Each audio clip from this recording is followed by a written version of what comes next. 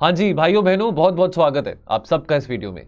तो दोस्तों आज है 17 जून और दोस्तों आज हम एडिटोरियल डिस्कशन में 4 रेलेवेंट एडिटोरियल्स डिस्कस करेंगे जो कि 4 डिफरेंट न्यूज़पेपर्स में से हैं। तो दोस्तों एक आर्टिकल है एक्सटर्नल इकोनॉमी से रिलेटेड, जीएस3 का कंपोनेंट है, the impact of the federal rate hike. तो कल फेडरल बैंक ने, अमेरिका के सेंट्रल बैंक ने रेट हाइक करा था बाय 0.75 बेसिस पॉइंट। अब उसका इम्पैक्ट क्या रहा है, कल हमारी सेंसेक्स की भी बात करें तो सेंसेक्स में भी बहुत बुरा हाल था, ब्लड बाथ हुआ था। उसके अलावा और इमर्जिंग इकोनॉमीज के ऊपर क्या इंपैक्ट रहेगा इस चीज़ का, वो डिस्कस करेंगे। राइट, इंडियाज नेबरहुड से रिलेटेड आर्टिकल हिंदुस्तान टाइम्स में आया है, यहाँ पे इंडिया अफगानिस्तान की बात करी जा रही है। हर्ष पंत ने आर्टिकल लिखा है about India engaging with Taliban. Then दोस्तों आर्टिकल, एक बहुत अच्छा आर्टिकल द हिंदू में आया है। अब अगेन देखिए दोस्तों, यहाँ पे आर्टिकल में हर किसी के ओपिनियंस होते हैं। अब यहाँ पे देखिए जस्टिस मदन लोकुर जो कि फॉर्मर सुप्रीम कोर्ट जज रह चुके हैं, उन्होंने एक बुलडोजर इनजस्टिस की बात करी। अभी हम देख रहे हैं पीछे हाल ही में बहुत प्रोटेस्ट हुआ था नुपुर शर्मा कंट्रोवर्सी के चलते। अक्रॉस द कंट्री काफ़ी मुस्लिम भाइयों ने प्रोटेस्ट किया था जो नुपुर शर्मा ने कमेंट्स किए थे, जो डेरोगेटरी रिमार्क्स प्रॉफिट मोहम्मद के बारे में बोले थे। अब उसके चलते बुलडोजर इनजस्टिस की यहाँ पे बात करेगी। तो ये आर्टिकल मेरे को एथिक्स से भी रिलेटेड लगा और सोशल जस्टिस से भी रिलेटेड लगा, तो दोनों कंपोनेंट्स आगे। और दोस्तों अंत में आर्टिकल रहेगा बिजनेस लाइन में से, जो कि बात कर रहा है कि how can electric vehicles drive the energy security. तो ये 4 आर्टिकल्स हैं। एंड ऑफ द वीडियो में आपको क्वेश्चन दिया जाएगा। बाकी दोस्तों कुछ इंपॉर्टेंट इन्फॉर्मेशन, टेलीग्राम ग्रुप है हमारा editorials with mains answer writing का। तो बहुत सारे बच्चे कहते हैं कि टेलीग्राम ग्रुप का उनको एक्सेस नहीं मिल पा रहा, तो ये नंबर दिया गया है, इस नंबर पे आप मैसेज करिए टेलीग्राम की ऐप में से और आपको हम ऐड जरूर करेंगे। दोस्तों पॉसिबल तो नहीं है हर एक आंसर पे फीडबैक देना, लेकिन हम ये जरूर कोशिश करेंगे कि आपके साथ कोई मॉडल आंसर हम शेयर कर सकें in soon in the times to come, कि आपके साथ कोई ना कोई अच्छा एक मॉडल आंसर आपके साथ हम शेयर कर सकें जो हमारी तरफ से ही बनाया गया होगा। पर बहरहाल इस इनिशिएटिव के चलते जो बेस्ट आंसर होगा वो आपके साथ शेयर किया जाएगा। पीयर टू पीयर रिव्यू जो है यू मोर देन वेलकम, आप एक दूसरे के आंसर्स रिव्यू कर सकते हैं, इंस्पिरेशन ले सकते हैं। राइट, बिकॉज देखिए अब यहाँ पे आपको पता लग रहा है कि आपके आंसर्स आप कितने टाइम में लिख रहे हैं, और आपको ये भी लग रहा है कि देखिए आप बहुत सारे बच्चे जो बहुत अच्छे आंसर्स लिख रहे हैं, so you can very well accordingly आप डिसाइड कर सकते हैं कि आपका आंसर में कहाँ कमी आ रही है, कहाँ पे नहीं आ रही है। तो एक हेल्दी कंपटीशन स्पिरिट के साथ इस टेलीग्राम ग्रुप को हम यूटिलाइज कर सकते हैं। उसके बाद दोस्तों वीडियो के नीचे ये जो डिस्क्रिप्शन लिंक दिया गया है, जो आपको दिया जाता है, तो वहाँ पे 2 ऐसे लिंक्स हैं जो कि बहुत इंपॉर्टेंट रहते हैं। तो वीडियो के नीचे आप जब लिंक्स देखेंगे, ये जो लिंक है ये आपके टेलीग्राम के ग्रुप का है, ठीक है। टेलीग्राम जो ग्रुप है editorials with means answer writing का, और ये जो लिंक दिया गया है ये पीडीएफ के लिए है, ठीक है। तो आप पीडीएफ डाउनलोड यदि आपने करनी है, जब आप वीडियो देखेंगे तो इस लिंक को क्लिक करेंगे, पीडीएफ डाउनलोड हो जाएगी। इस लिंक को क्लिक करेंगे तो जो हमारा टेलीग्राम का ग्रुप है वो आपको एक्सेसिबिलिटी मिल जाएगी। तो बेस्ट आंसर दोस्तों, आज मैं 2 आंसर्स शेयर करने वाला हूं जो कि बेस्ट आंसर हमें लगे। एक तो है के प्रणय और दूसरा बहुत अच्छा आंसर लगा सौरभ का। ऑल्दो सौरभ का आंसर तो बहुत अच्छा है, इवन प्रणय का आंसर भी बहुत अच्छा है, दोनों ही आंसर्स काफी अच्छे हैं। सौरभ के आंसर में देखिए उन्होंने स्ट्रक्चर तो बहुत अच्छा बनाया है, बिकॉज देखिए यहाँ पे 2 बातें करी गई है। एक तो बात करी गई इस क्वेश्चन में कि रीसेंट जियोपॉलिटिकल टेंशंस के बारे, और दूसरी बात जो इस क्वेश्चन में एड्रेस करी गई है कि क्या ऑब्स्टिकल्स हैं, क्या अड़चने हैं जो कि ग्लोबल डिसआर्मामेंट को लेके आ रही हैं।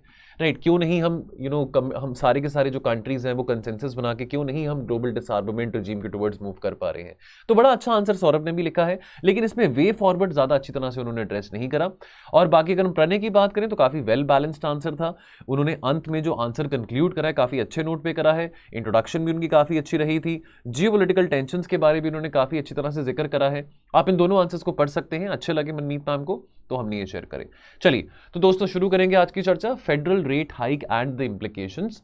तो दोस्तों कल क्या हुआ, कल यूएस के जो फेडरल बैंक ने रेट हाइक करा बाय 0.7 बेसिस पॉइंट। अब देखिए दोस्तों हम देख रहे हैं ट्रेंड की महंगाई हर एक देश में है आज के टाइम पे। अब अगर मैं यूएस की बात करूं तो यूएस में भी हाइपर इन्फ्लेशन चल रहा है। इनफैक्ट यूएस में इतना इन्फ्लेशन पिछले 40 सालों में नहीं हुआ। तो यूएस में भी जो इन्फ्लेशन है वो लगभग 9% के आसपास है। अब चाहे इंडिया है, इंडिया ने भी रेपो रेट हाइक किया था। अमेरिका की बात करें, अमेरिका का ये 3रा रेट हाइक रहा है सिंस मार्च।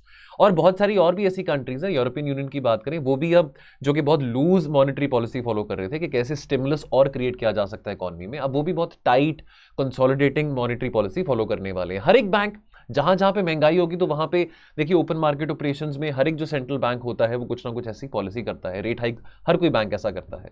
तो यूएस भी अपनी जगह पे ठीक है, ठीक है। अब ये बहुत अग्रेसिव मूव था सिंस 1994, तो पिछले 28 और 29 साल में ऐसा बहुत ज़्यादा अग्रेसिव एक्शन अमेरिका के फेडरल बैंक ने लिया। और अगर हम इकोनॉमिस्ट की माने तो इकोनॉमिस्ट ये भी कहते हैं कि आने वाले समय में जो फेडरल बैंक है, ये जो रेट हाइक है, it can lead to 1.5 to even to 1.75% in the times to come. अब इंपॉर्टेंस की बात करें, देखिए अब इन्फ्लेशन को तो टेम करना हर एक सेंट्रल बैंक गवर्नर का टास्क रहता है, चाहे वो इंडिया के हैं, चाहे वो अमेरिका के हैं, चाहे वो तंजानिया के हैं, चाहे वो अर्जेंटीना के हैं, चाहे वो मेक्सिको के हैं। तो यूएसए के लिए भी वो चैलेंज है। अब खास करके नवंबर में मिड टर्म इलेक्शंस हैं, तो जो बाइडेन की प्रेसिडेंसी का भी टेस्ट है। ऑलरेडी जो बाइडेन को बहुत ज़्यादा लोग पसंद नहीं कर रहे हैं, बिकॉज अगर हम जो क्राइसिस यूरोप में चल रहा है, जिस तरह से जो बाइडेन ने वो मैनेज करा है, या अगर जिस तरह से बहुत एक प्री मेच्योर विड्रॉल किया था फ्रॉम अफगानिस्तान, तो ज़्यादा प्रशंसा नहीं जो बाइडेन की करी जा रही है। काफ़ी जो बाइडेन को लोग अप्रिशिएट नहीं कर रहे हैं। तो एक बहुत बड़ा टेस्ट जो बाइडेन के लिए भी है। फेडरल बैंक के जो ऑफिशियल्स हैं, उनका ये कहना है कि जो इकोनॉमिक ग्रोथ है, देखिए पोस्ट पैंडेमिक रिकवरी की बात हो रही है, पैंडेमिक से हर एक देश बाहर निकल रहे हैं, टूरिज्म खुल रहा है और एम्प्लॉयमेंट अपॉर्चुनिटीज बढ़ने की बात करी जा रही है। अब देखिए कुछ बातें हैं जो किसी सेंट्रल बैंक के हाथों में नहीं है। चलो सेंट्रल बैंक के हाथ में क्या है कि चलो अगर डिमांड रिलेटेड कुछ मेजर्स हैं वहां पे वो रोक लगा सकते हैं, लेकिन जो सप्लाई साइड चैलेंजेस हैं, जो सप्लाई कंस्ट्रेंट्स हैं, रशिया यूक्रेन की लड़ाई हो या चाइना में लॉकडाउन लगे हो, अब ये तो किसी भी सेंट्रल बैंक के हाथ में नहीं है ना कि एकदम से जादू की झड़ी से सब कुछ ठीक कर दे। लेकिन अब जो फेडरल बैंक ऑफिशियल्स हैं वो ये कहते हैं कि जो इकोनॉमिक ग्रोथ है आने वाले टाइम में, that would slide to about 1.7% in 2022। ठीक है जी। तो उसके बाद कंसर्न्स की बात करें तो देखिए अब बहुत क्रिटिसिज्म अमेरिका में भी हो रहा है इन्फ्लेशन के चलते। एम्प्लॉयमेंट सिनेरियो की बात करें, अनएम्प्लॉयमेंट रेट्स अभी भी बहुत ज़्यादा है अमेरिका में।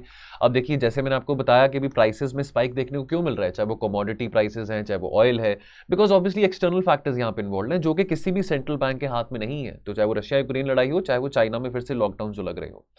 फेडरल बैंक का जो प्राइमरी टूल है मॉनेटरी पॉलिसी का, वो फेडरल फंड्स का रेट है। हर एक सेंट्रल बैंक के पास कुछ ना कुछ टूल्स होते हैं। प्राइमरली जैसे अगर हम अपने रेपो रेट की बात करते हैं, ठीक है, अब डेफिनेटली अगर वहां पे रेट हाइक हो रहा है, that will definitely influence the borrowing cost for households as well. तो वहां पे भी लोन्स और महंगे होने शुरू हो जाएंगे। अब जैसे यहाँ पे रेपो रेट हाइक होता है, तो डेफिनेटली यहाँ पे भी जो ट्रांसमिशन होगा बैंक्स के द्वारा, जो क्रेडिट ट्रांसमिशन होगा बैंक्स के द्वारा लोगों को, वो थोड़ा महंगा होगा। तो सिमिलरली अमेरिका में भी यही बात होगी। ठीक है, अब यहां पे दोस्तों समझते हैं बॉन्ड बाइंग प्रोग्राम के बारे। देखिए ग्लोबल फाइनेंशियल क्राइसिस 2008 में भी जब हुआ था, तो बॉन्ड बाइंग प्रोग्राम शुरू करा गया था। इसको हम QE के नाम से भी कहते हैं, क्वांटिटेटिव ईजिंग के नाम से। तो अगर लेमैन टर्म में समझें, यानी कि कैसे अपनी इकोनॉमी में स्टिमुलस क्रिएट करना, ठीक है, कैसे अपनी इकोनॉमी में डिमांड क्रिएट करना। तो जो रेट्स है, अब जो अगर हम सेंट्रल बैंक रेट की बात करें अमेरिका में, वो रेट ऑफ इंटरेस्ट कम रखा गया था ताकि ज़्यादा लोग पैसे बोरो कर सकें बैंक्स में से, वो पैसे इमर्जिंग इकोनॉमीज में इन्वेस्ट कर सके, ठीक है, demand with in the economy और क्रिएट हो सके। ठीक है, तो ये सब बातें क्वांटिटेटिव ईजिंग में आ जाती है। तो अब देखिए अब अमेरिका एक बहुत लूज मॉनेटरी पॉलिसी 2020 से फॉलो कर रहा था। अब वो एक एक्स्ट्रा ऑर्डिनरी मेजर था, because why, to counter the impact of the pandemic, right. Because देखिए पैंडेमिक था, हर चीज लॉकडाउन थी, तो ऑब्वियसली डिमांड तो नहीं बढ़ेगी ना, डिमांड तो ऑब्वियसली स्टेगनेंट रहेगी, बल्कि डिमांड तो बिल्कुल कम हो गई थी। लेकिन कैसे डिमांड पे फर्क ना पड़े, ठीक है। अब ये एक बहुत अनकन्वेंशनल मॉनेटरी पॉलिसी टूल होता है बॉन्ड बाइंग प्रोग्राम या क्वांटिटेटिव ईजिंग की बात करें, जिसके चलते जो सेंट्रल बैंक परचेजेस होते हैं वो लॉन्ग टर्म सिक्योरिटीज बाय करते हैं फ्रॉम दी ओपन मार्केट, कम रेट ऑफ इंटरेस्ट में। ये क्यों किया जाता है? This is done in order to increase the money supply और इंसेंटिवाइज द पीपल लेंडिंग और इन्वेस्टिंग। अब ये जो सिक्योरिटीज हैं, buying the securities, this will do what, this will increase the supply of new money in the economy. अब देखिए अब rate of interest जो है इंडिया में वो तो ज्यादा है एज कंपेयर टू अमेरिका। तो डेफिनेटली जो इन्वेस्टर्स हैं, खास करके जो इंस्टीट्यूशनल इन्वेस्टर्स हैं, अब उनको ज्यादा इंसेंटिव मिलेगा कि वो अमेरिका से, जो बहुत बड़े बड़े इन्वेस्टर्स हैं, कि अमेरिका में तो रेट ऑफ इंटरेस्ट कम है, ठीक है, अब यहां पे तो रेपो रेट काफी ज्यादा है एज कंपेयर टू अमेरिका, तो वो उस रेट ऑफ इंटरेस्ट पे मनी बोरो करते हैं और बाद में जाके जो बड़े बड़े इन्वेस्टर्स हैं, जो पोर्टफोलियो इन्वेस्टर्स हैं, इंस्टीट्यूशनल इन्वेस्टर्स हैं, वह अमेरिका से बोरो करके, अमेरिकन बैंक से वो बोरो करके, उसके बाद वो इमर्जिंग इकोनॉमीज में वो पैसा इन्वेस्ट करते हैं ताकि उनके पास प्रॉफिटेबल रिटर्न आ सके। ठीक है, अब इंपैक्ट ऑन इंडिया, इंडिया है, ब्राजील है, और भी बहुत सारी इमर्जिंग इकोनॉमीज में, बहुत सारी इमर्जिंग इकोनॉमीज है, तो सबके ऊपर इंपैक्ट आएगा यूएस के फेडरल बैंक का रेट हाइक करने का।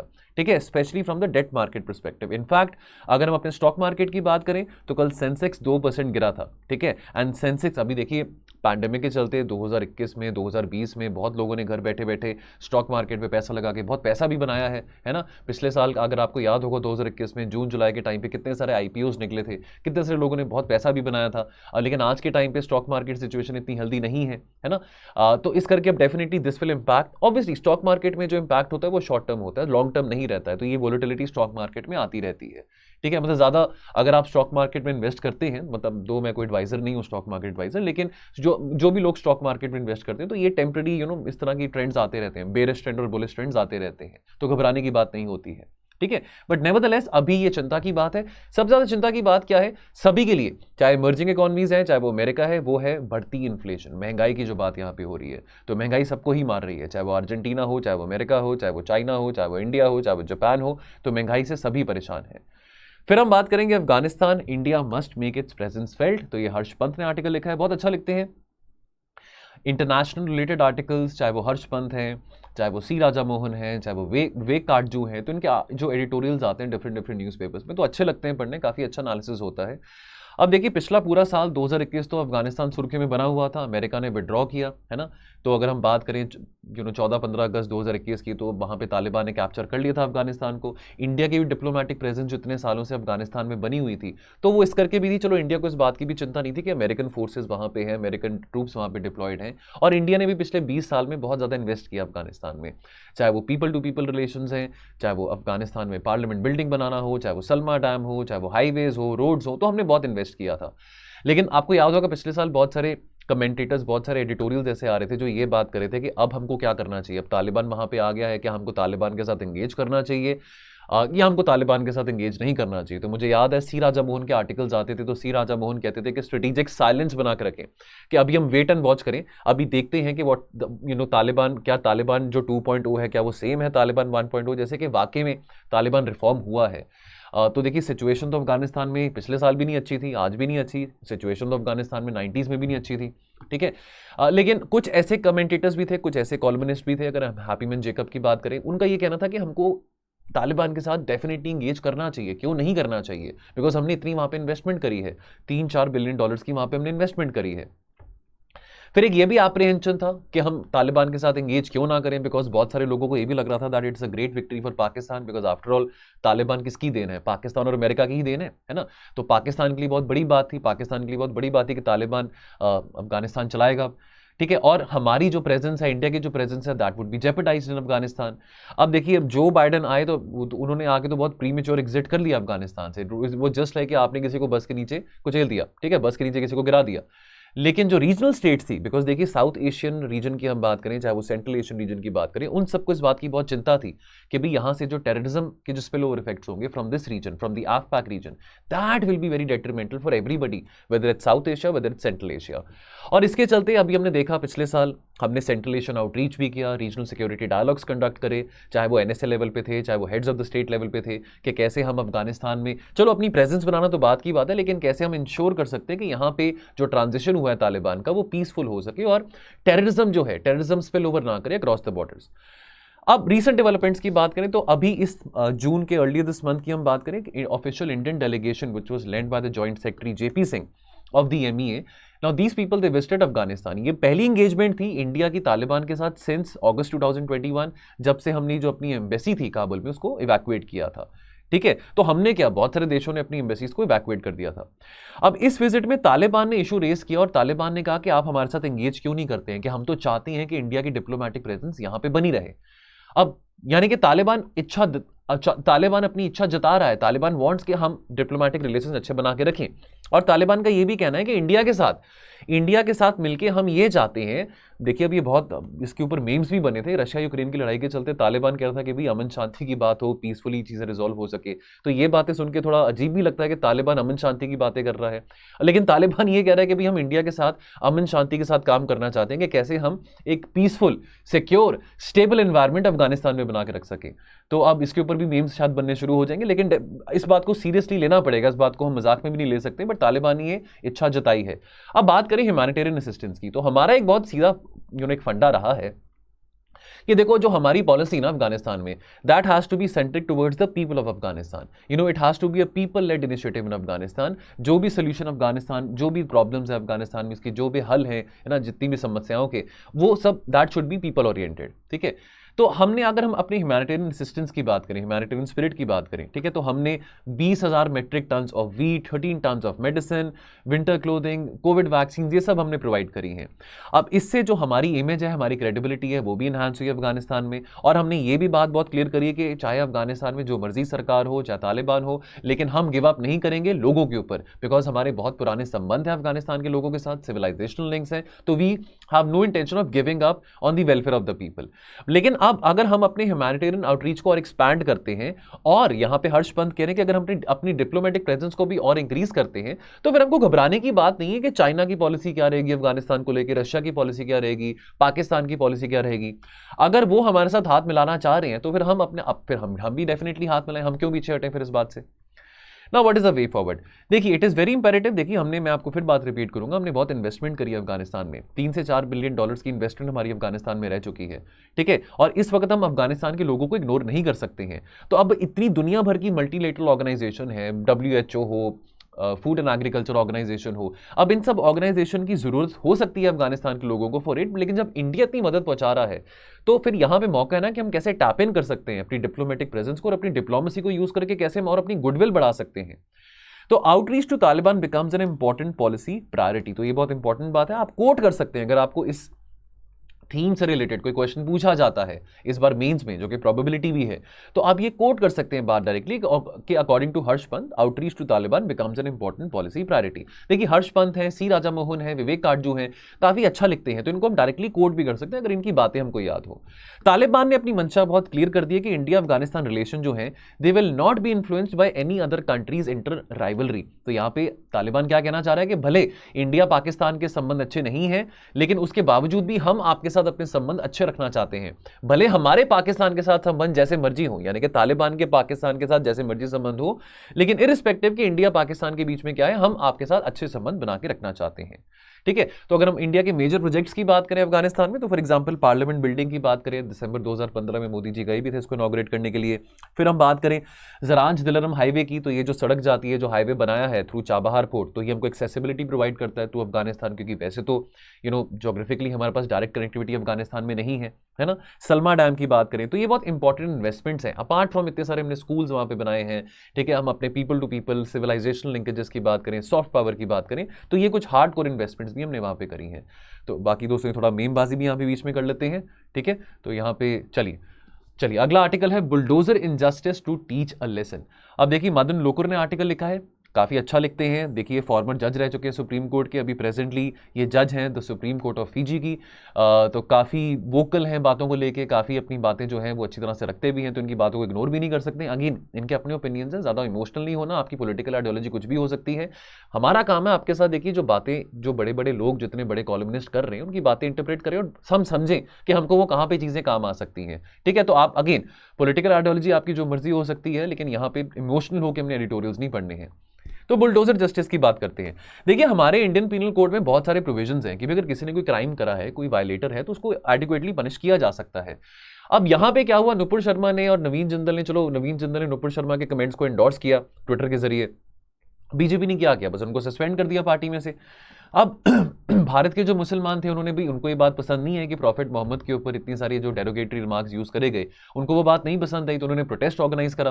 प्रोटेस्ट करना तो कोई बुरी बात नहीं है, ठीक है भैया, प्रोटेस्ट पीसफुली कर सकते हो, जब तक आपका प्रोटेस्ट जो है, आपके हाथ में बंदूक की AK-47 नहीं है, जब आप लोगों को सड़कों पर नहीं मार रहे हो, आप पीसफुली प्रोटेस्ट करो, तो उसमें कोई there is nothing wrong in that, ठीक है। अब यहाँ पे हमारे यहाँ पे क्या होता है कि भी आप किसी को मार देंगे, काट देंगे, सेंसलेस लिंचिंग करेंगे, तो जो इस तरह के जो फ्रेंच एलिमेंट्स होते हैं, जो इस तरह की एक्टिविटीज करते हैं, उनको बहुत ज्यादा उनको उनके गले में माला पहनाई जाती है, उनको बहुत एक हीरो माना जाता है, ठीक है। तो हमारी जो कानून की व्यवस्था है, क्या हम एक जंगल राज में रह रहे हैं? ठीक है, कुछ लोग प्रोटेस्ट कर रहे हैं, कुछ लोगों के धर्म को ठेस पहुंची है, लेकिन जिन लोगों ने कमेंट्स बोले, या जो लोग कम्युनल डिसहार्मनी क्रिएट करना चाहते हैं, ठीक है, ये बुलडोजर वाली जो बात है, ये अभी से नहीं हो रही है ये तो हमने इस साल अप्रैल में भी देखा था, ठीक है, रामनवमी के चलते, हनुमान जयंती के चलते।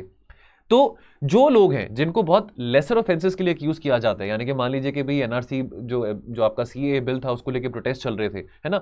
अब अगर आप किसी बिल को लेके प्रोटेस्ट कर रहे हैं, चाहे वो फार्म लॉज हैं, चाहे वो CAA बिल है, और उनके ऊपर आप यूआपा का केस लगा देते हैं, NSA एक्ट लगा देते हैं, सेडिशन के केसेस लगा देते हैं, तो ये तो कोई अन्याय, ये तो कोई जस्टिस वाली बात नहीं हुई, तो अन्याय है, ठीक है, इसमें तो कोई न्याय वाली बात नहीं हुई। तो बुलडोजर चला देना उन लोगों के घरों पे जो लोग प्रोटेस्ट कर रहे हैं just because they belong to a certain community, वो भी बात सही नहीं है। ये बात यहाँ पे जस्टिस मदन लोकुर कर रहे हैं।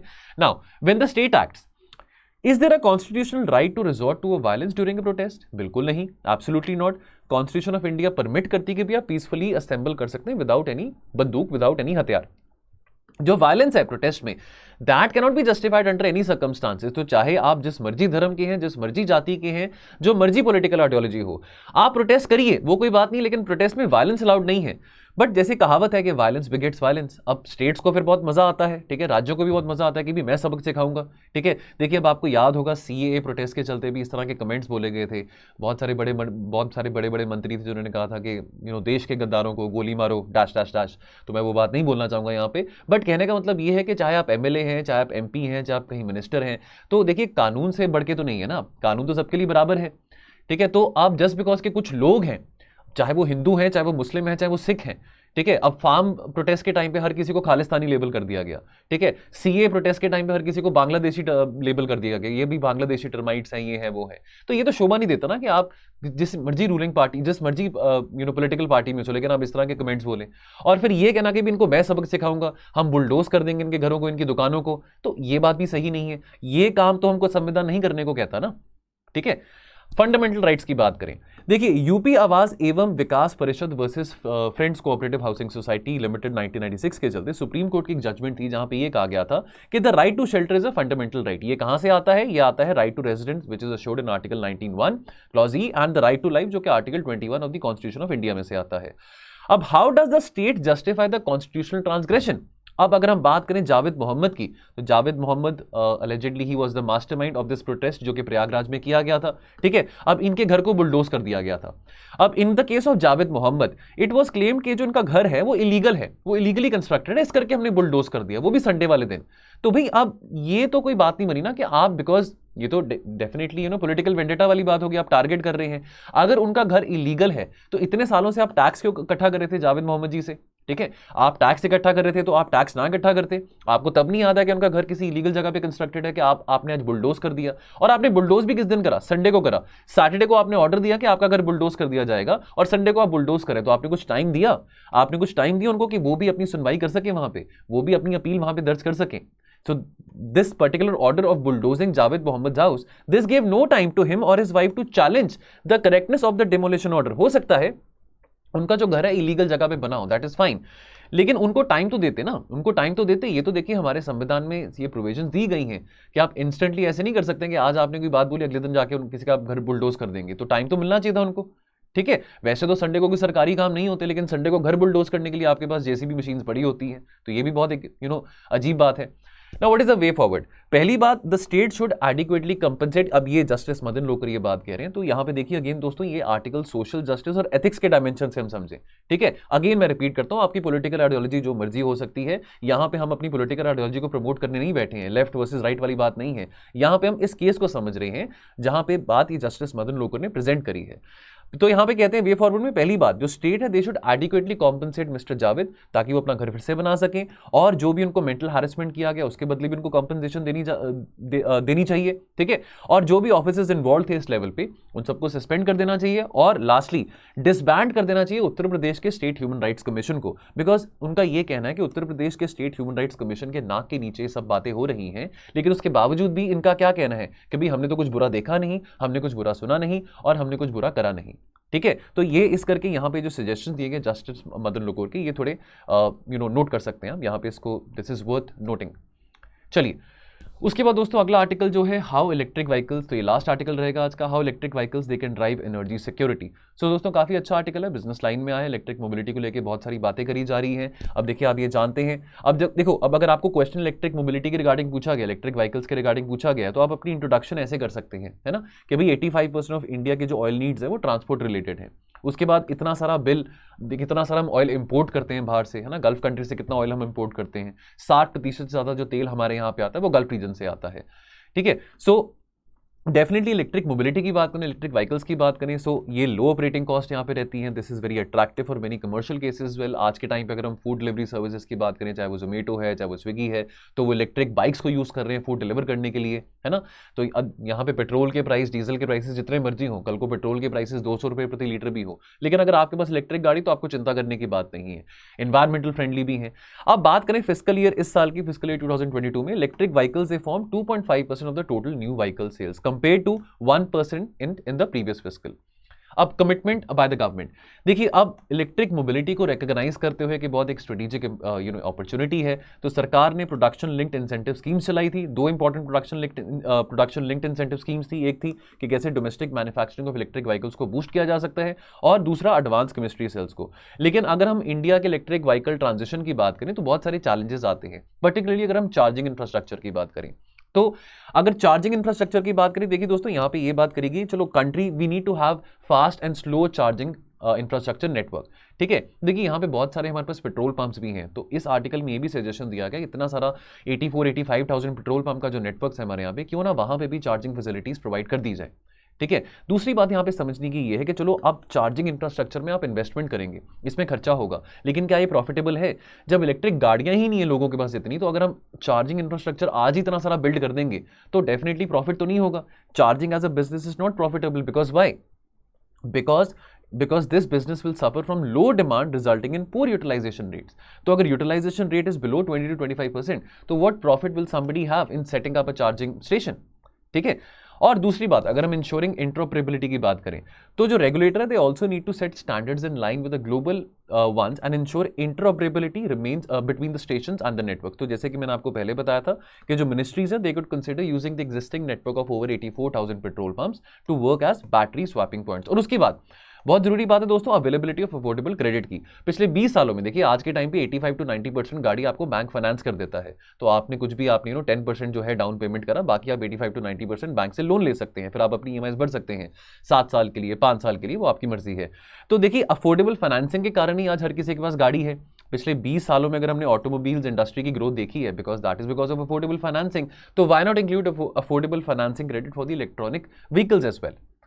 और दूसरी बात दोस्तों यहाँ पे करेगी exploring the free trade agreements की। देखिए हमको एक्सप्लोर करने चाहिए free trade agreements with other automobile importing countries, यहाँ से हमको बहुत R&D का सामान मिल सकता है, टेक्नोलॉजी का सामान मिल सकता है, ठीक है। बहुत सारी ऐसी कटिंग एज टेक्नोलॉजीज हैं जिसका हमको ज्ञान मिल सकता है। तो फॉर एग्जाम्पल जब हम सेमीकंडक्टर्स की बात करते हैं तो हमने बात डिस्कस करी थी कि वियतनाम है या ताइवान है, उनके साथ हमको फ्री ट्रेड एग्रीमेंट एक्सप्लोर करनी चाहिए कि कैसे हम यहाँ पे इंडिया में भी सेमीकंडक्टर इंडस्ट्री को बूस्ट दे सकते हैं। उसी तरह से यहाँ पे बात करेगी कि जो कंट्रीज जहाँ पे इलेक्ट्रॉनिक व्हीकल जो है वो बनाई जाती है, मैन्युफैक्चर करी जाती हैं, तो उनके साथ हम एफटीए साइन करें। हम कर रहे हैं एफटीए कितने सारे, इजराइल के साथ हम कर रहे हैं, अभी हमने सेपा करा है यूएई के साथ, ऑस्ट्रेलिया के साथ हमने करा है, हम यूके के साथ एफटीए की बात कर रहे हैं। तो क्यों ना हम ऐसी कंट्रीज के साथ भी एफटीए साइन करें जहां पे इलेक्ट्रिक गाड़ियां मैन्युफैक्चर ज्यादा करी जाती हैं, ताकि हम भी India can also become a hub for the electronic vehicle exports. चलिए सो दोस्तों ये थे हमारे आज के 4 एडिटोरियल्स। तो दोस्तों कुछ आपको मैं इन्फॉर्मेशन और देना चाहता हूं, तो यदि दोस्तों आप इन कोर्सेज को अवेल करना चाहते हैं, इन कोर्सेज को देख लीजिए। फॉर एग्जाम्पल अगर करंट अफेयर्स कोर्स की बात करें फॉर यूपीएससी 2023, तो बहुत कॉम्प्रिहेंसिव कोर्स है जहां पे आपकी डेली कवरेज रहेगी करंट अफेयर्स की, ये पेड कोर्स का पार्ट बनता है। तो फॉर एग्जाम्पल मंडे को जो भी आपके current affairs related to geography हैं वो डिस्कस किए जाएंगे, ट्यूसडे को आपके current affairs related to history जो है वो आपके साथ डिस्कस किए जाएंगे, वेडनेसडे को पॉलिटी, थर्सडे को इकोनॉमी, फ्राइडे को एनवायरमेंट और सैटरडे को alternately science and tech and IR। तो कॉम्प्रिहेंसिव डिस्कशन रहेगी, ठीक है। जो डिस्कशन होगी आपके प्रीलिम्स और मेंस दोनों के ओरिएंटेड रहेगी, subject wise topic wise discussion होगा, आपको PDF भी मिलेगा, वीडियो इसमें आपको प्रॉपर प्रोवाइडेड रहेगा, और जो भी करंट अफेयर्स आपके साथ डिस्कस किए जाएंगे, यदि उनसे पर्टिनेंट कोई प्रीवियस ईयर क्वेश्चन आया है, चाहे वो यूपीएससी के प्रीलिम्स या मेंस में, वो भी आपके साथ डिस्कस किया जाएगा।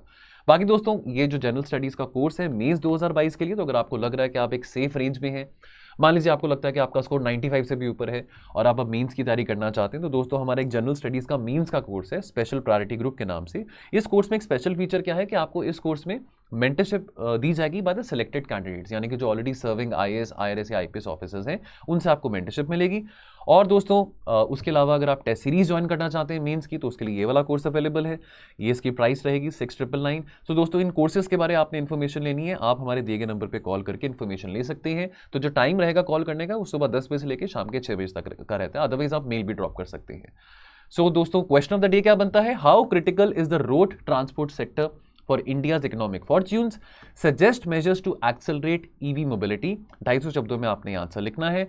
तो कल दोपहर को 12 बजे तक आंसर लिखिए, कल शाम को 6 बजे जब हम वीडियो आपके साथ शेयर करेंगे तो बेस्ट आंसर आपको बताएंगे कौन सा रहा है।